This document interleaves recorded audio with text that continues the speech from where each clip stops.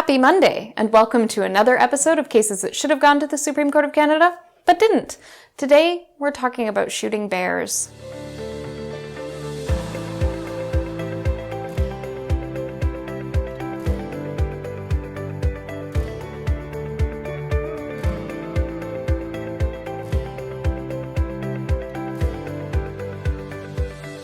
Cases that should have gone to the Supreme Court of Canada, but didn't.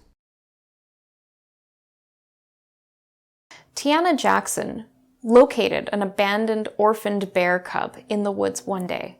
She contacted conservation officers who advised her that they would trap the bear and then determine how to deal with it. Instead, she trapped the cub herself, and when conservation officers arrived, she informed them that she'd already made arrangements for the bear to be transported to a wildlife rehabilitation center which would look after it. The conservation officer who arrived at her location looked at the bear, determined that it could not be rehabilitated, and put it down on the spot. The Association for the Protection of FurBearing Animals intervened and brought an action against the BC government, arguing that the conservation officer's powers went too far.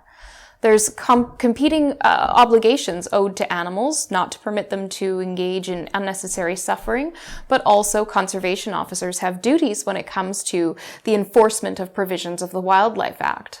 The Supreme Court of Canada had the opportunity here to clarify that discrepancy in those obligations and to determine when conservation officers get to make the determination about whether an animal can be rehabilitated or whether that's best left to the experts. In the circumstances, the Supreme Court of Canada had an important responsibility towards the protection of wildlife here that they failed to discharge by not taking this case.